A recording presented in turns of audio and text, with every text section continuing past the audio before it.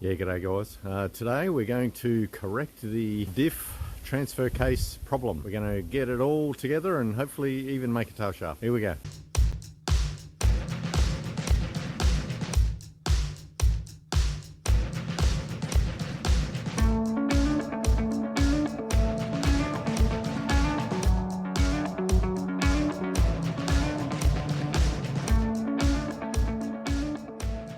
Okay, so here's the front diff out of the Hilux chassis, and for those who thought that it was you're just gonna flip it, actually I was told that you could just flip it, it'll all be fine, but I sort of was very skeptical, and I'm glad I did take it out, prove not only the internet but myself that you can't just flip the diff because the changes the pinion to the other side. But anyway, so got a little arrow down here on the, so nothing changes. So we got a little arrow. So this is the direction for it to go forward. So we're turning that. Both those axles go forward because that's the way the diff is set up in the factory. So I will just quickly do a flip, the whole housing, and then I'll show you what I mean by the other way. Hang on a sec. Okay, there we go. It's all flipped. You look at the little arrows that we got on here. There's the arrow there. Well, it's a bit hard to see. There's the arrow. So I haven't changed the direction or anything. So that's the way it would turn to normally go forward. So you turn it and, oh my God, the axles are going backwards. So anyway, so we can't successfully run the diff upside down to get it on this side of the thing. So we have to either change the diff altogether or find another way. And the other way I think is, the only other way I can think of is change the drop side for the transfer case. So let's look into that. Here we go. So this is what I mean by the drop, or sometimes the dog leg, some people call them.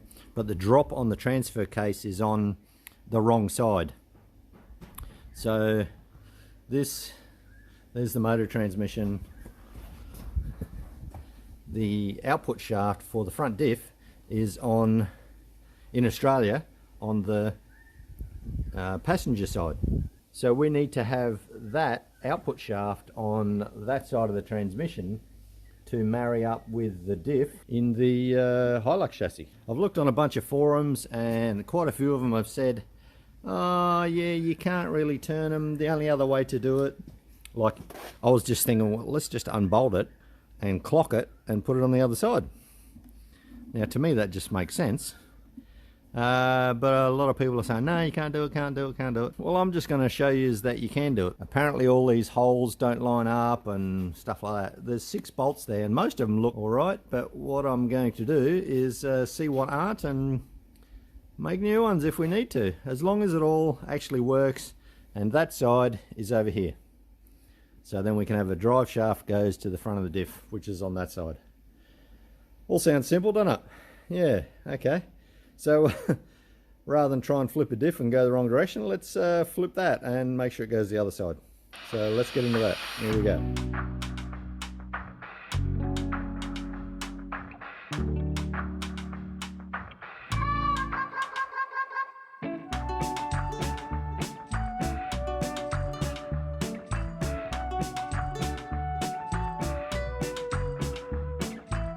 Okay, so transfer case is off and I've reslung it so it sits the other side.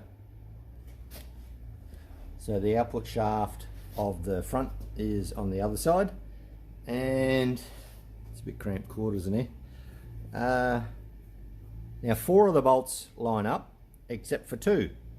So, and I know that because I've been mucking around and taken out 2 studs. I'll put them back in now. I've taken out 2 studs, the ones that were fouling, and it all bolts on. Everything is all legit and it's perfect, if that makes sense. But I'm not happy with 4 bolts. So what I've done, if I can just get this back out of the way. What I've done, hang on, let me get over here. So what I've done to make them line up is I've elongated 2 of the holes. Here we go. So they're the top 2. So there's 4 that bolt straight in, and the spline and everything on, and the seal, and nothing's fouling except for these 2. Now these 2, for some reason they didn't make it so you could flip it, or they didn't want it to be flipped. You never know with these manufacturers. Anyway, so I've just drilled and elongated these two holes, and it fits in perfect. So I'll slot it in a sec, and then we've just got to address the other few issues, being like the breather and the filler plug and a few things like that. Or probably more the breather, because the filler plug is on the... Where are we? So the filler plug is here anyway, so it's in the same location, just it was on the other side. So, but this is the drain plug, and I think it's got like a magnetic plug and everything on it, but that's here nor there, because this being a chain drive, it'll throw any metal particles or anything, hopefully, in the fluid, and it'll catch any metal particles. But I don't think that'll be really a problem, because this is not going to be a daily driven sort of vehicle, so unless it gets to a post-apocalyptic issue. Anyway, you're running away from zombies and stuff like that. So this is the filler plug. It's still going to be the level plug, so that's no real issues. It's only the breather, which is this tube here, which is stopping it from dribbling the whole contents of that case out on the ground. So what I might have to do is I've got to put a breather here. I think I'll get this up on the bench and unbolt this end of the whole sort of housing. Well, I'll undo this one first and then make sure that I can't see, because I've looked at an exploded view of this. It's not that tricky from what I can tell. So I'll unbolt this and remove that, and if I can see clear sort of space inside here, I'll just drill a little hole in there, tap it, and put a bung in there, catch any filings of course. It's only alloy, but still won't do the bearings any good. I will then put a little breather straight off the top of you, and a hose, so you know, if ever we get into a water crossing or anything like that, we don't have any issues. And then I'll just put a plug or something into the other one to stop it from leaking, because it's going to be at the bottom. So we'll get this up on the bench and we'll remove this cover, and we'll see, make sure we can actually get a bung in there. If not, it may have to be somewhere else, as long as it doesn't go into where a bearing might sit or something. But I'm pretty sure that's where the chain actually goes across on this NP242 transfer case. So anyway, let's get on the bench and start pulling that end off. Here we go. Okay, sitting on the bench, and I've just got to try and find a good spot to put you guys, and that would probably work. Okay, let's undo some bolts here and see what we can do.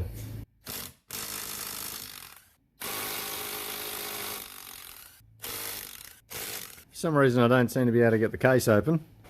Probably because of this circlip way up here, and I don't have that style of circlip remover. If I can turn it a bit, it's got an innie outie, there's no little circles. Anyway, it's very difficult. Well, difficult for somebody who doesn't have the right tools. I've had a look in behind here, and there is no actual, it's just an oil housing in this particular part. The chain runs in there.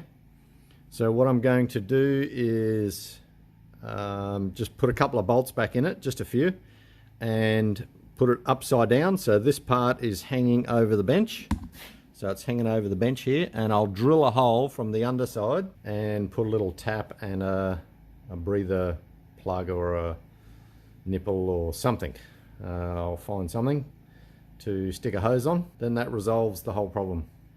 And then I can just put it all back together. Let's just put a couple of bolts in and we'll sort it out from there. So anyway, here we go.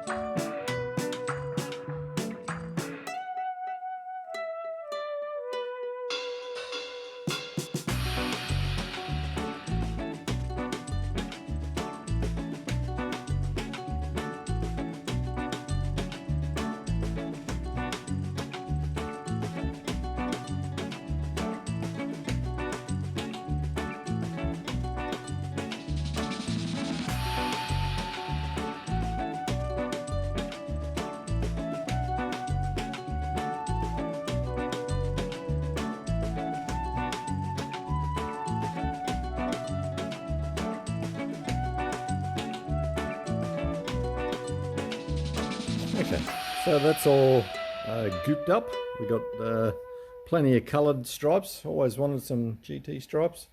And I've gooped in the new breather fitting. That's what you call it. It is only a 10mm bolt that I've just chucked in the lathe and machined off the head and just put a little groove in there like a barb. Obviously I've drilled out the center.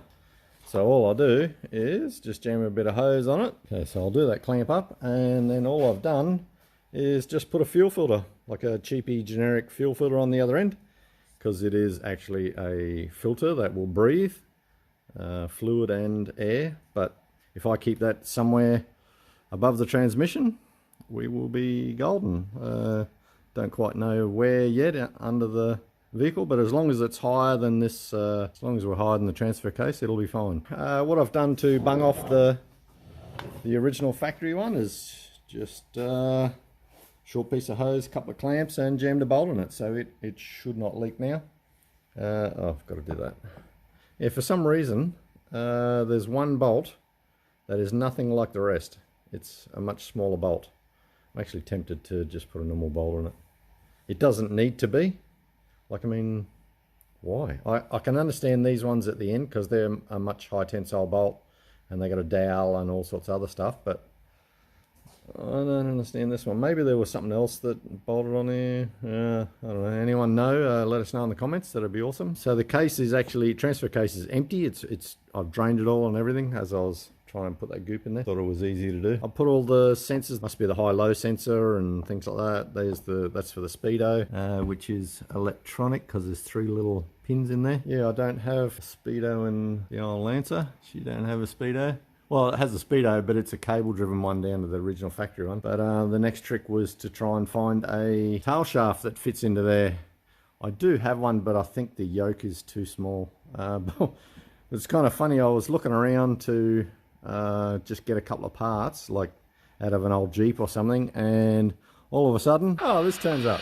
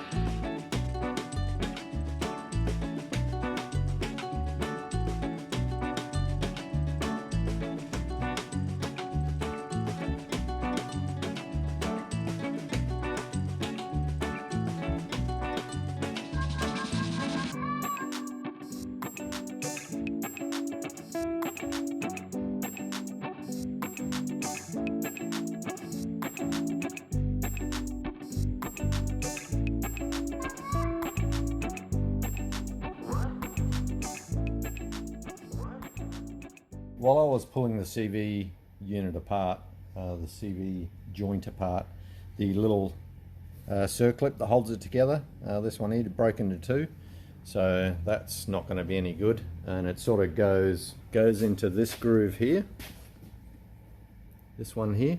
I've put another one in there, which, would you believe, I actually found on a Subaru CV.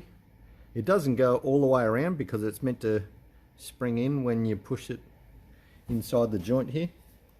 When you push it in that spline, it's meant to click on the other side of it. As I bashed that apart, the CV joint, this little clip seemed to have just decided, oh, I don't want to hang around anymore, or whatever the case. So then I just went and then while I was washing it, I realized that the clip was actually broken. So I thought the clip would come off on the inside of the joint inside there.